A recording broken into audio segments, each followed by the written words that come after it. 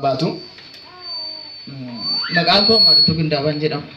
Okay. Kana irraa dhufe Koyyee irraa ijoolleen kun immoo gara Gooroodhaa dhufanii. Ani karaa garaa garaa dhufne gaa wal duukaa dhufne amma sitti wal argine isaan gajjala isaa taane amma wal siqan iyyuudha dhufeen dura taa'ee. Waaqayyo na galatu Waaqayyo irraa ulfina isaatiif jedhee addana dhaabe akka yaada diinaa fi nama addana dhaabatu hin turre Waaqayyo dinqii gurguddaa nu hojjetee anaaf maatii kana fuula keessan dura dhaabee galanni Waaqayyoof haa ta'u. Dhuga baatii nama Waaqayyo dibatee dhaabe mucaa Waaqayyoo isa ta'e hojjetaa Waaqayyoo mitikkuu si'a lama Waaqayyo dibata sittaa dabalu naa jira. Amen. Amen. Amen. Akka kana Waaqayyo karaa sanatti dubbatee haala ulfaataa keessa dabarree maatii kana wajjin mucaan kun abbaa ijoollee lamaati haati warraasaa ishee kanaa gimboot gaafa tokko manaa bayeetu ganama manaa bayee amma galgalaatti hin galle jettee galgala simbula jettee roobii bariin guyyaa naa dawwaltee yeroo hojii biraa deeme fiildii faa deeme jennee akkuma yeroo kaanii takka yookiin neetworkii faa didee deemuu tassamnee dhiifne ammas roobii qanii muuluu oolee innaan yeroo dhageenyu ammas kanumaan dhiyee ammas kamisatti darbee ammas hin gallee kamisatti barbaadaa oollee gaddeenyuun isaa makiinaadhaan miillaan saayikiliin waan hundumaa waan danda'ameen dubartiinis dhiirris namni hunduma barbaadaa turga. Innaan nama kanatuma barbaadamuu akka dhaga'ametti gaan jette karaarraa dhaga'anii warri barbaadan arganii naannoo Bashaalleetti. Atuun dhaga'amin dura kadhannaa dhuftanii. Atuun dhaga'amin dura kadhannaa dhuftanas. Utuun dhaga'amin dura kadha barbaachisaa utuu jirruuti duraan dursa addana dhufne. Addana dhufne jennaan namni Waaqayyoo kuni namni kun lubbuudhaan jira garuu nama jabaadhaan qabamee jira Waaqayyo gidduu galeera jedhe Waaqayyo galataa fudhatu. Ameen. Ni galata fudhatu jabeessaati. Haleluuyaa. Guyyaa afurii keessa turre Waaqayyo gidduu galeera jedhe addana dhufne jennaani qaniin dhufne qanii jimaataati jedhee yaada. Jimaata. Amma jiraachuu isaa hin dhageessu tun xuriin nuun jedhee nutti dubbate obboleettii kanaa wajjin dhufne. Innaa Waaqayyoon galanna ta'u galgala jimaata sanaa naannoo sa'aatii afuriitti hospitaala Yakkaatiitti argameera jechaa dhagee. Attamitti argamee warra dambiitu karaa irratti caakkaa keessatti argee rukutamee karaatti gatamuusaa arganiitu poolisiitti manii poolisiin fuudhee nama kana kiliinikii geessee kiliinikii reeferii Yakkaatiitti godhee Yakkaatiitti hospitaalii ciisee argameera jedhanii jennaan achi dhageenye. Dhuguma lubbuun jiraachuu isaa dhaga'u barbaanna jennaan lubbuudhaan jira jedhanii dawwalanii nutti himan. Waaqayyoof galanna ta'u namni kun akka Daani'eel boolla leencaa keessa buletti waraabessa gidduu bineensa gidduu dhiiga keessa bulee nafseedhaan deebi'ee maatii isaatti gale.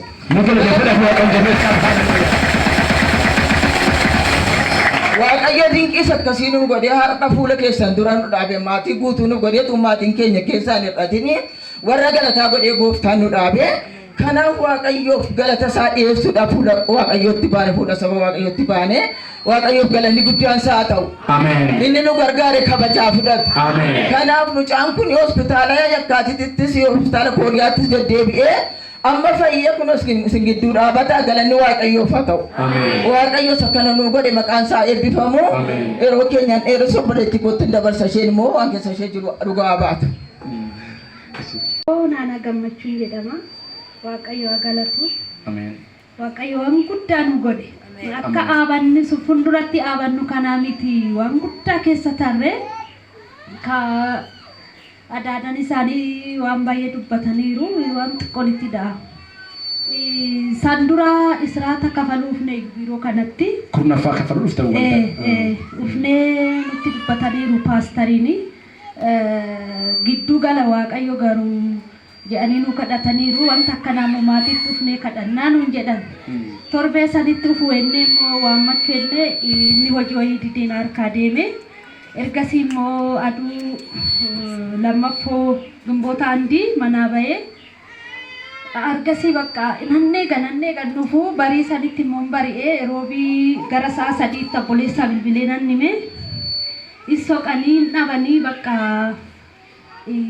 asufne aduu kamsaan asufne bari'oon dhufu miceeyoon takka tarii jirti taas keessa karana jalaa banuu didde maal barbaadde naan jette paastariin barbaade amma baanii lakkii ani banuu jette maqaan isaanii lakkoofsi isaanii achirraa qabadhu naan jette kaa jedhee lakkoofsa qabadhee nan bilbilee akkuma bilbileetti narraa kaasanii gara biraa deemaa jiruuyyuu bakka mana hidhaa galeetaadha gaafsan baay'ee nama hidhaa mana guuraa turanii namoota baay'ee gugguuraa turanii mana hidhaa soqaanuun jedhan manni hidhaa tasa natti dhufuun akka na harkaan namaa jiru natti beekamaa ture ergasii man daa'ima kabaadhee aduu keessa jooree maal jedhee ergasii bari'ee ganama immoo dhufne aduu jimaataa dhufne yoo dhufnu jarri namaan tokko as teessi achi seensisanii barii naqina lakkiin seennaa jennee dinneetuma achi yoo taruu nama wayitiif kadhachaa turanii paastariini ergasii warreen ayyoon seenaa nuun jedhanii waaqayyo sanaa eebbisoon nu seensisanii nu haasofsiisanii ergasii nu kadhatanii yoo kun kadhatan immoo waaqayyo korma jalaa hin baasaa. Waaree kana booda hin ageessu nagaa jira hin ageessu nuun jedhanii waaqayyo gidduu seena nuun jedhanii ergasii ameen jennee fudhannee ameen kee as teenyee xiqqoo teenyee hin deemne yoo deemnu karaa saa sadii I don't know beeku galgala karaa saa lama namnan ta'a. Dawwalanii nutti himan akkuma isaaniin dhageessan nuun jedhan dawwalanii nutti himan argameera kan jedhu nama tokkotti har'a galgala bilbilanii waatti mee bilbilatti calmani baas amantiin injiroota jiraachuu dhabanteef gurra dhagaadhaa bilbilanii waanatti mo'edha wanta dhabdiitti kuttee afeera du'eera jettee akka sanan ta'u misiraachuu dhageessa mee amantiidhaan eloodha gammadeereedha. Polis xaaballee fallugunyi laxxafnee ture aduma jimaataa sufne san fallugunyi laxxafanii turanii footoo isa kana maxxansaa turan footoo isa kana obboleessi maxxansaa turanii yoo maxxansaa turanii iyyuu namni goommana gurguru nama akkana argineeru suma fakkaata jedhanii obboleessanii ergasii bakka nama san soqanii deemanii bakka itti kaasan maal soqanii jechuun barbaadanii jechuudha akka biyya keenyaatti garuu akka namaa gadu fedhanidha. barbaadanii ergasii nama akkas argesan nama goommana ila margara bashaallee kana baay'ee bakka gabaroonni itti gurgurtu bakka namni hin argamnetti gatamee iyyuu jechuudha. Singaarrama waan jiru waan uffata manaamin irraa fudhatanii ulma isaa gatanii turan. Akka amma kanatti dhaabatee nama funduratti dhaabatee jiru kanaa miti baay'ee nama gaddisiisaa ture. Waaqayyo garuu gidduu nu galeera nu qaanessilee gadda nurraa fageessee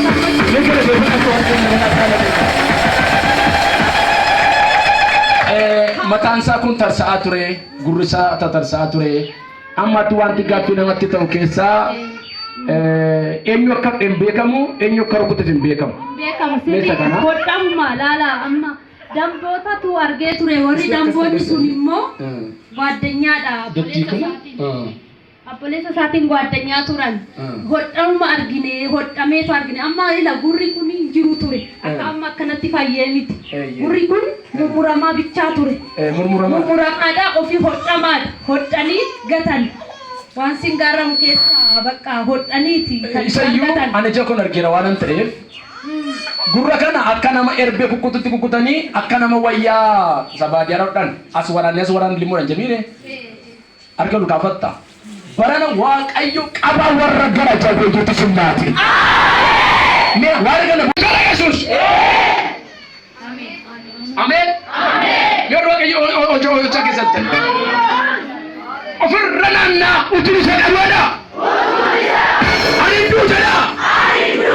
Namanta. Yaa nama kan jette abbaa keerraa duudhee. Obboleettii keerra obboleessa keerra ergamaa du'a dabarsaa.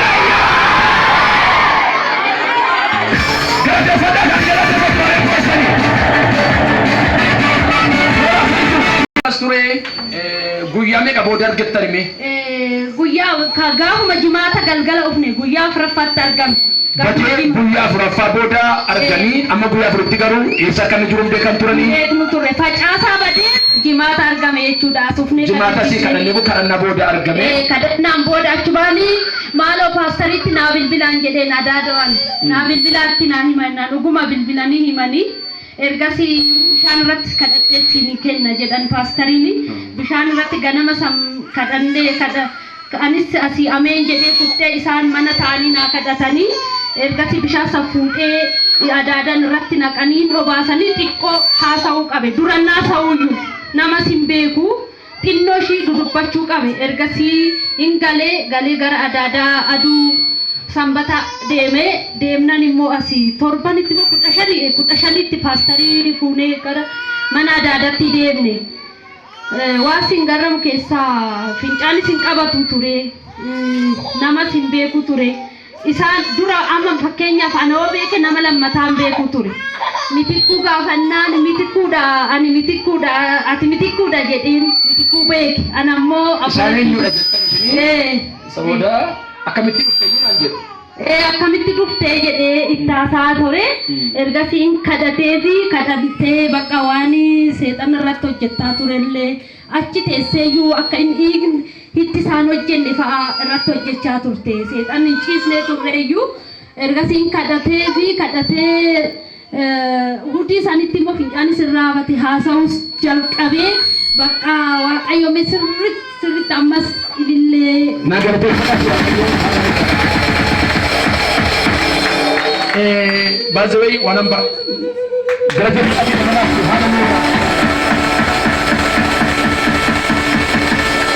mana keessan gara mana gaddiin galiin dhugaadha atumni du'eeyyuu kana caalaa gangalatu ni de waaqayyoof yoo gangalatan ililcha namatti bada yeroo waaqayyoof gata qabdan achuma taa'ee galateeffatu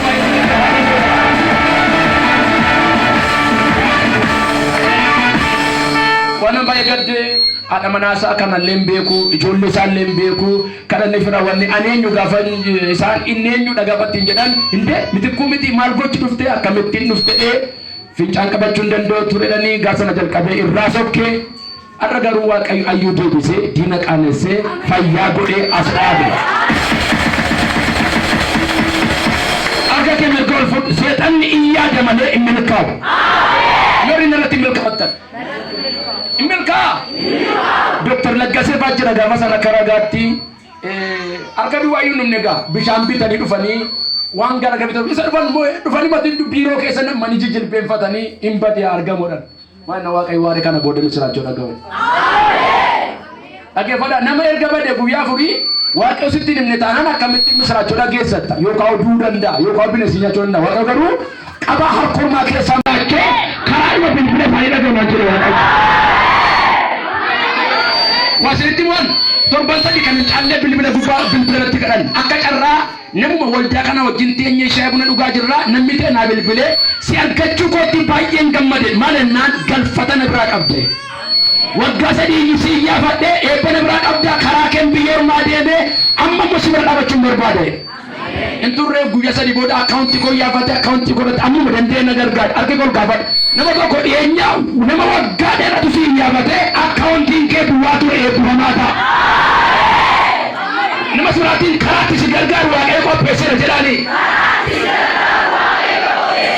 mena mon kana mantan jira kana boda australia ra america ra gambella to afarina to gambi dorla yo to amba yo to ginde baratini yo to esa yo to accounting karati si ya kerate paramadela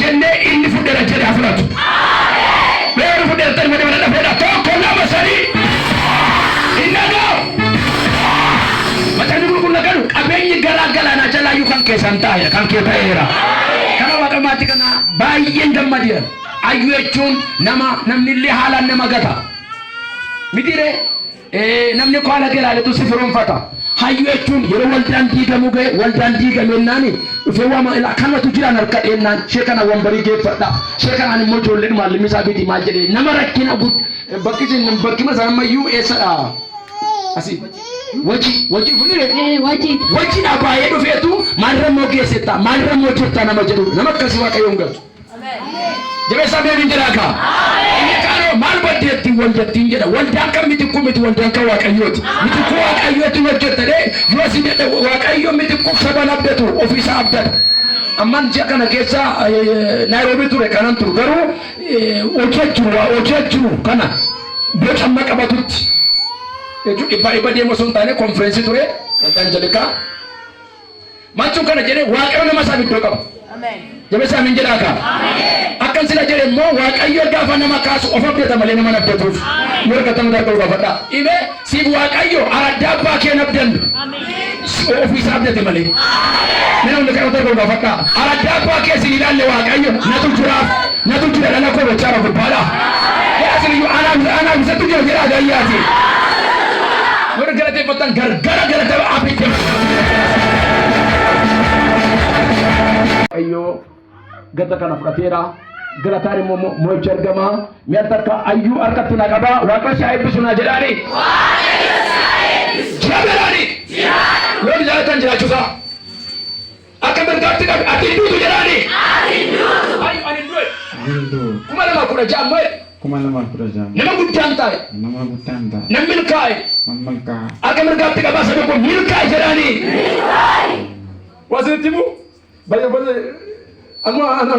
anu tu sini jar nan male mana ne wa ko sini lati mana le jaratani amma moga sakam mana acike sayu mana to ko kilaso ko margo tadi tu tan gafas tu to kurna faga fidda no ante tu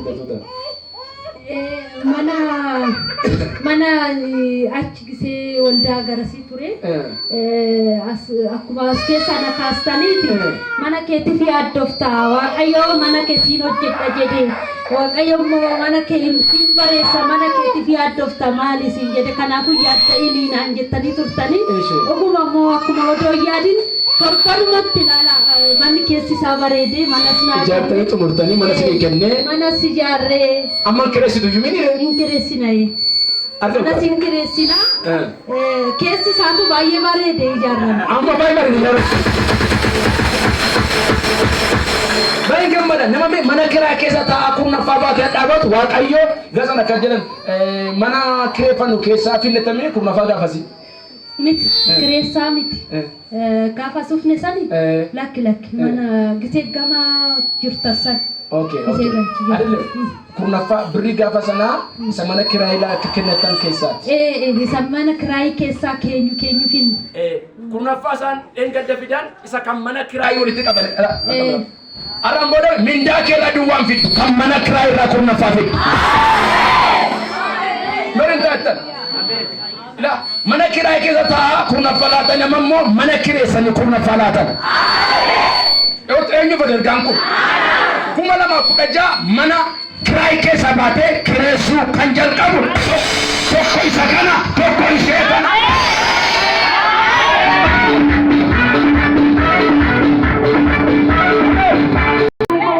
Ayyuun kuma lama kudha ja'a yookaan gaal xumura isaa yookaan keessatti makiina qabatee makiinadhaan dhuftu wajjin dhaabatanii makiinaan dhuftu kana. Nuuf haa ta'u.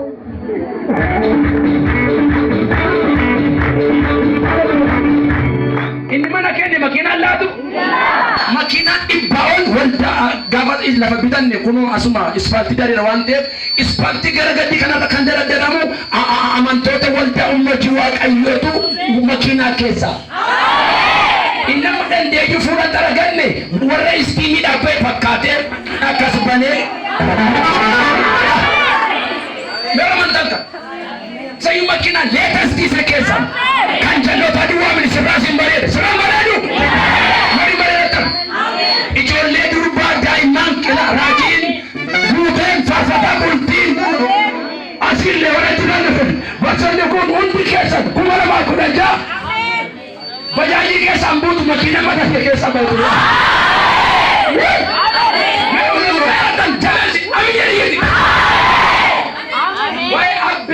Nasen fit abbe ni zona leva bulu dam ne leva kana ne leva bulchani tu gato amsola sila jala ma doni sura shira muni amsola no kenen amsola fane bul ragaru bile mana bile mile le kan tetan tokko sa jetin bit argal gabar amma na farafte mana ke kesan ni fi algarara ille dan kala sawa kayira fane Kontines leetau isaani yeroo waldaa jalqabaa jibbi gubbaa turre kaasanii doktor Dambila kaasanii dhuma duukaa jiru yoo fedha badhaa ijoollee koo minine Sisi aarsaa guddaa nu kaffalaa jirtu gooftaan sinaa eebbisu nu jira waggaa afuraffaa keenya immoo maskaramaan di kabajanna waan ta'eef asumaan xalayyaa barreessuun gaafatu asumaan amma seetti himne dura sana jirtu nu kottaa ishii gooftaan sinaa eebbisu.